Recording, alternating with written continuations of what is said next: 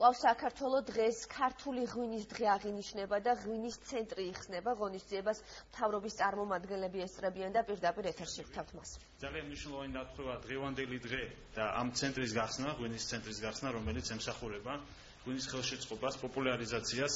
მე მინდა ყველა სტუმარს დიდი მადლობა გადაუხადო მობრძანებისთვის, იმიტომ რომ მნიშვნელოვანია თითოეული თქვენთაგანის მხარდაჭერა. მნიშვნელოვანია დარგის ახალისების კუთხით ყველა ღონისძიების გატარება მაქსიმალურად, განსაკუთრებით ეს პასუხისმგებლობა გვეკისრება ჩვენ.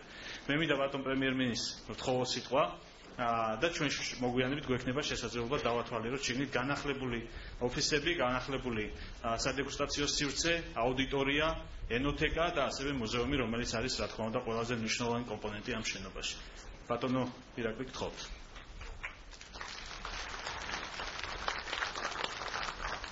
დიდი მადლობა მოგესალმებით ყველას, მივესალმებით მთავრობის წევრებს, მივესალმებით ჩვენს ვეტერან მეღვინეებს, განსაკუთრებით ჩემთვის ორმაგაცაცხარულა რომ ამ დღეს ჩვენს ვეტერან მეღვინეებთან ერთად აღნიშნავთ ღვინის დღეს, რომელიც უკვე მეორედ აღინიშნება საქართველოში.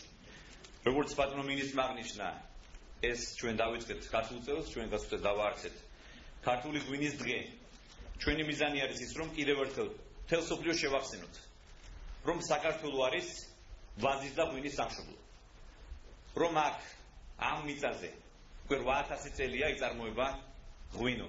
და სწორედ ეს ტერიტორია, ეს ადგილი გახლავთ, ადგილი, რომელმაც სახელი გაითქვა როგორც ასე ვთქვათ, ღვინის აკვანმა. ასე რომ მე მინდა კიდევ ერთხელ ყველას მოგესალმოთ, მოგილოცოთ დღევანდელი დღე. აქვე მინდა აღნიშნო, რომ მე რამდენიმე წლის წინ მქონდა შეხვედრა ამერიკაში ერთ-ერთ ადამიანთან და მე მინდა ისტორია მოგიყვეთ. რომ ამერიკის ერთ-ერთ უნივერსიტეტში, კერძოდ კალიფორნიაში, ღვინის ისტორია იწყება საქართველოში. ანუ ასწავლიან ღვინის ისტორია საქართველოს ისტორიით. ასწავლიან, რომ სწორედ ღვინის წარმოება პირველად საქართველოში დაიწყო 8000 წლის წინ.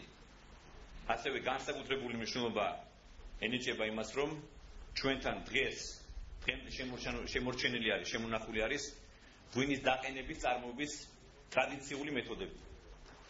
ეს არის ასევე ქვევრის ღვინო, რომელსაც იუნესკო მიანიჭა არამატერიალური კულტურული მემკვიდრეობის ძეგლის სტატუსი გასულ წელს, სხვა შორის ჩვენი მთავრობის დამსახურება არის, რომ ამ სტატუსს ჩვენ მივახციეთ და ეს არის ძალიან მნიშვნელოვანი ჩვენი ქვეყნისთვის. მე მინდა ასევე მივესალმო დელეგაცია ჩინეთიდან, რომლებიც ამ დღის აღსანიშნავად სპეციალურად ჩამოვიდნენ საქართველოში. გთხოვთ მივესალმოთ.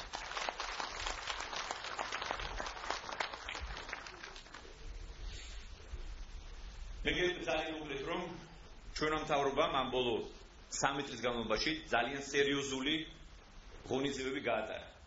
იმისთვის, რომ ეს საქმე, ეს დარგი კიდევ უფრო პოპულარული გახდეს და მთელ მსოფლიოს გავაცნოთ. კიდევ ერთხელ შევახსენოთ, რომ სწორედ ღვინის საკვანი არის საქართველო. ჩვენ ბევრი მუშაობთ ასევე დივერსიფიკაციის მიმართულებით.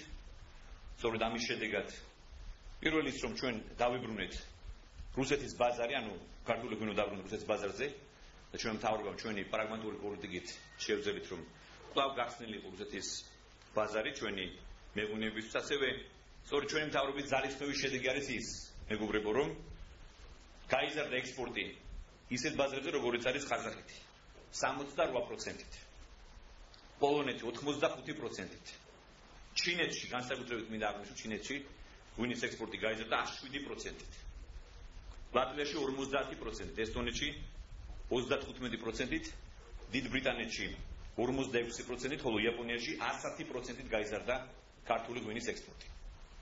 ეს მოხდა სულ რაღაც ბოლო 3 წლის განმავლობაში. სწორედ ჩვენი მთავრობის სწორი პოლიტიკის შედეგად.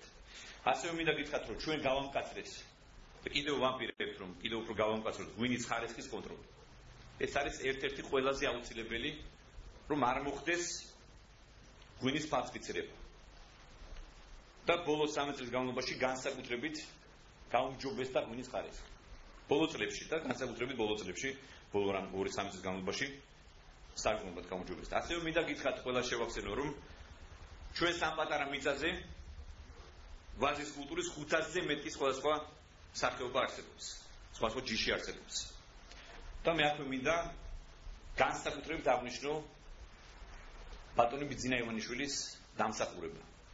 რატომ? იმიტომ რომ სწორედ მისი დამსახურება არის ის, რომ ჩვენს თაობას და ჩვენს მოთაობებს შემოენახებათ 500-ზე მეტი ადგილობრივი ჯიშის ვაზი.